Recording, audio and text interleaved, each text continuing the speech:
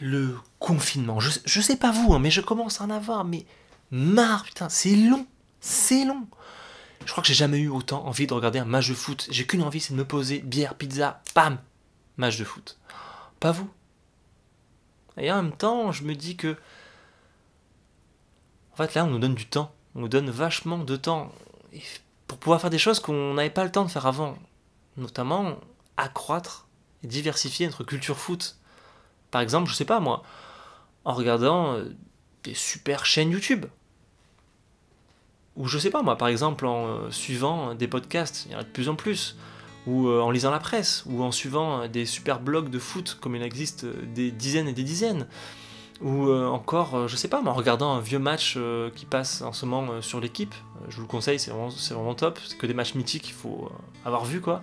Ou par exemple, allez, c'est cadeau, en allant voir des vieux matchs de foot sur footballa.com. Mais aussi, vous pouvez en profiter, en bon fan de foot que vous êtes, ou pas d'ailleurs, pour en profiter pour découvrir quelques bons films de foot. Le cinéma s'est en effet depuis pas mal de temps intéressé au sport roi, et c'est même d'ailleurs assez compliqué de s'y retrouver tellement maintenant il y en a. Loin de tous ces tops copier-coller les uns sur les autres que vous pouvez trouver facilement sur internet, je vous propose le mien. Alors bien évidemment, il s'agit de mes propres goûts, basés sur mes propres expériences, de cinéma, mais également de foot. Bien évidemment, je n'ai pas vu tous les films, je ne parle que de ceux que j'ai déjà vus et même revus pour ce top, mais si vous voulez m'en conseiller, c'est avec joie, allez-y, lâchez-vous dans les commentaires. Quoi qu'il en soit, si vous connaissez l'esprit de ma chaîne, vous allez vite comprendre que ces films me ressemblent un petit peu, et je suis sûr que je vais réussir à vous étonner. Allez, c'est parti pour ce top 10 des films à voir pendant le confinement, et maintenant, silence, la séance va commencer.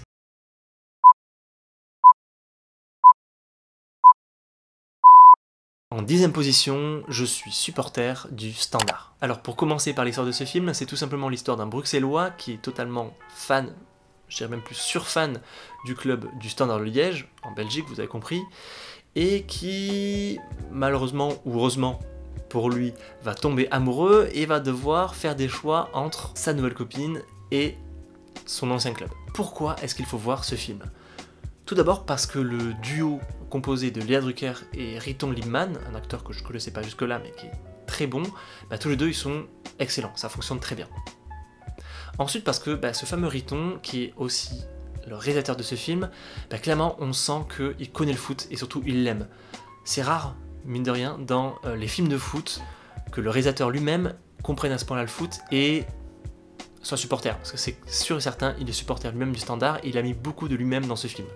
C'est pourquoi je vous conseille ce film à deux, et ouais à deux, parce que c'est quand même à la base une comédie romantique, mais je vous assure que ça vaut vraiment le coup, mais aussi pour redécouvrir le foot belge et les supporters belges, comme on l'avait fait dans la vidéo, je vous rappelle, sur les héros du gazon, allez la voir si vous l'avez toujours pas vue, elle est super, qui sont vraiment ouf de foot, et ça m'inspire beaucoup parce que j'aime beaucoup, c'est leur façon d'être, à la fois d'être totalement fanatique de leur club et du foot de manière générale, et à la fois d'avoir cet humour, ce détachement, voilà. Je suis sûr que vous allez passer un bon moment, surtout si vous avez copine ou copain qui n'est pas très fan de foot, ça peut être l'occasion, pourquoi pas de lui faire, je sais pas moi, une sorte d'introduction au foot pour lui faire comprendre que le foot c'est pas que pour les gros idiots qui n'ont pas de cœur, voilà, tout simplement. En 9ème position, Carton rouge. Alors l'histoire de ce film, c'est l'histoire d'un ancien footeux qui se retrouve en prison et qui va essayer de redorer son blason en organisant un tournoi de foot en prison. Pourquoi est-ce qu'il faut voir ce film ? Tout d'abord parce que je trouve que c'est une très bonne comédie anglaise, vraiment ça passe très très bien. Ensuite parce que ça a été produit notamment par le réalisateur qui a fait Snatch, Arnaque, Crime botanique, etc. Si vous connaissez ce genre de film, vraiment ça devrait vous plaire parce que vous allez retrouver un peu cet esprit-là. Et c'est très très plaisant dans ce film, cet humour, ce décalage, cette façon dont le montage est fait, cette façon dont c'est réalisé, c'est assez reconnaissable et c'est vraiment délicieux. Et enfin, parce qu'on retrouve un acteur culte, tout simplement, qu'on retrouve dans les films dont je viens de vous parler, il s'agit de l'ancien footballeur Vinnie Jones. Ce mec est juste incroyable, juste dingue. Sa tête, c'est juste fabuleux. Vous allez le voir, vous allez le reconnaître et en plus vous allez trouver ça ouf. Je sais même pas comment vous le dire. Bref, Vinnie Jones, ce mec a joué dans une équipe totalement tarée à Wimbledon, je crois qu'il s'appelle le Crazy Gang. Bon déjà voilà, en tant que footballeur déjà il est ouf, complètement taré, et il est devenu immédiatement culte dès qu'on l'a vu dans les films comme Snatch, parce qu'honnêtement, il n'y a aucune différence, je pense, entre le taré qu'on voit au cinéma et le taré au terrain. Quoique. Enfin bref, je vous recommande vraiment de voir ce film. Vous allez à coup sûr passer un bon moment. En plus, il y a Jason Statham qui joue dedans, alors franchement, quoi de mieux? En 8ème position, Grégoire Moulin contre l'humanité et Le Dîner de Con. Ouais, je triche un peu, parce que là, c'est vraiment spécial. Alors, je ne vais même pas parler de l'histoire du Dîner de Con, clairement, parce que si vous l'avez pas vu, non mais franchement, vous avez raté juste un monument, un pavé énorme de l'histoire de la comédie française au cinéma. Franchement, vous arrêtez tout, si vous l'avez pas vu, coupez tout, vous allez voir ce film tout de suite, vraiment. Grégoire Moulin contre l'humanité, beaucoup moins connu. Moi, il est très cher à mon cœur parce que c'est un film que j'ai découvert pendant mes études et c'est un film de potes. C'est un film à voir entre potes, c'est une comédie, très bonne comédie française, je trouve, complètement délire. Et le point commun, et c'est pour ça que je les ai mis ensemble, de ces deux films, c'est parce qu'en fait le foot est en pointillé, mais il est en fond des histoires de ces deux films. Vous allez voir, c'est des films qui sont assez semblables parce que ça se passe sur une soirée. Il y a beaucoup de gags qui se ressemblent, de situations rocambolesques, absurdes. Enfin voilà, vous allez vite voir qu'il y a quand même pas mal de similitudes entre les deux. Et ce qui est très surprenant, bah oui, je sais, je vais vous surprendre. Pourquoi est-ce qu'il faut voir ce film? Parce qu'en fait, ces films n'aiment pas le foot. Je pense que ces films n'aiment tout simplement pas le foot. Quand vous le verrez, vous comprendrez ce que je veux dire. Ça a un intérêt parce que justement, je pense que, il faut savoir se foutre un peu de la gueule de ce sport, de notre sport que j'aime tant, que vous aimez sûrement, que vous adorez, que vous regardez tout le temps. Et en fait, ça le fait bien, c'est pas idiot. Les footballeurs, ceux qui aiment le foot, sont à la fois, oui, peut-être dépeints comme un peu des abrutis, mais à la fois c'est quelque chose qui rassemble. Et les protagonistes principaux sont un peu des victimes collatérales du foot. À la fois, on sent que le film fait une critique, mais c'est pas un rejet total, gratuit, sans fondement du football. Allez voir ces films, franchement, allez voir ces films, vous allez vous marrer, c'est obligatoire. En 7ème position, et oui, c'est beaucoup plus classique, c'est Hooligans. L'histoire de ce film est très simple, c'est l'histoire d'un étudiant qui se retrouve dans le pays qui n'est pas le sien, et il est attiré par la fraternité qu'il peut trouver chez certains supporters, des hooligans en fait, d'un club de foot en Angleterre, et il va se retrouver un peu dans l'engrenage. Voilà, tout simplement. Pourquoi est-ce qu'il faut voir ce film? Déjà parce que c'est peut-être, je crois, le seul film de ce top qui a été réalisé par une femme, et je crois que c'est un film qui a bien compris le problème des hooligans en Angleterre. C'est un film vraiment important dans l'imaginaire collectif qu'on peut se faire des hooligans. C'est un film, en plus, on retrouve des têtes connues, je pense quand même, avec Elijah Wood, qui est le fameux Frodon du Seigneur des Anneaux, avec Charlie Hunnam, qu'on retrouve dans notamment Son of Anarchy, d'autres séries, enfin bon, des têtes bien connues quoi. Aussi parce que c'est un film violent, franchement, qui fait pas semblant.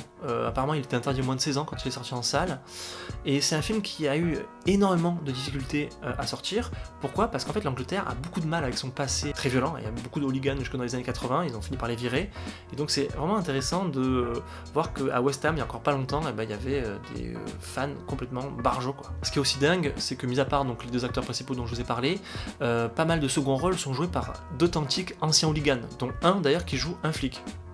Énorme quand même, non? Il y a également un ancien joueur qui joue. Voilà, tout ça fait que c'est vraiment un film intéressant et sérieux, vraiment très sérieux dans le fond de ce qui a été fait.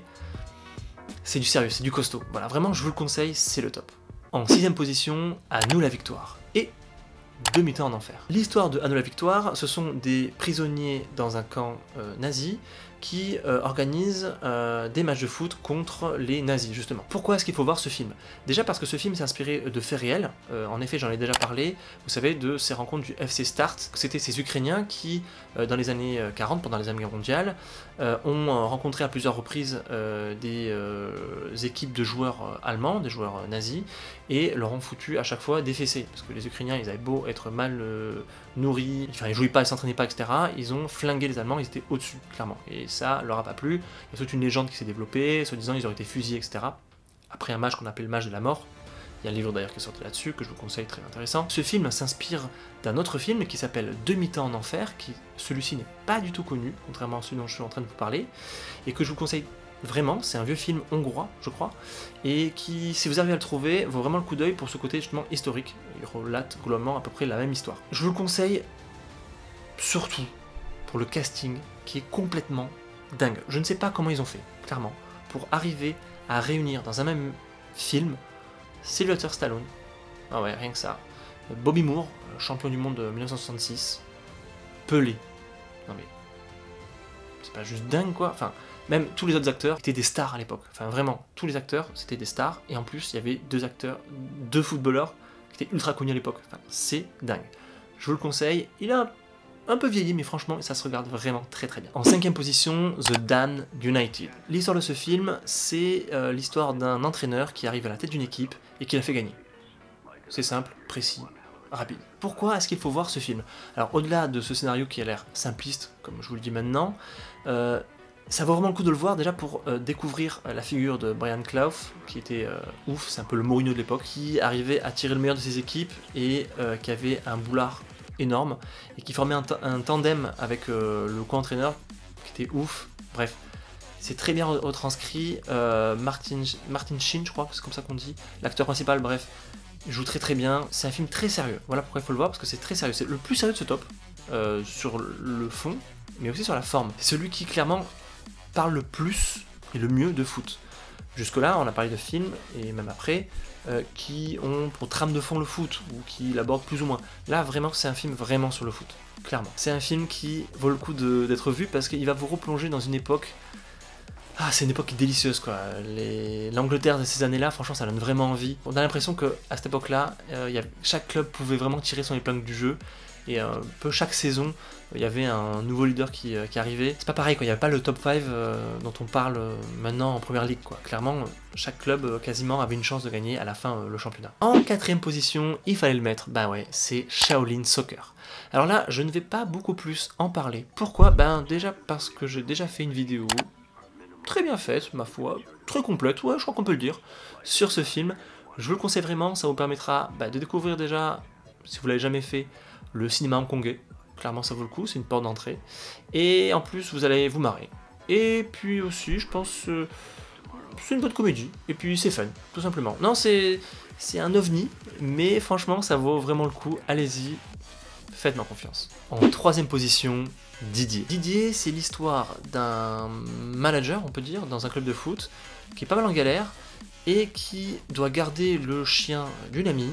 Et en fait, au bout d'une nuit, il se rend compte que le chien s'est transformé en mec tout nu qui joue très bien au foot. Alors dit comme ça, on a l'impression que c'est plus un film fantastique, c'est d'ailleurs comme ça je crois qu'il est catégorisé, qu'un film de foot. Oui, le foot est peut-être en arrière-plan, quoique...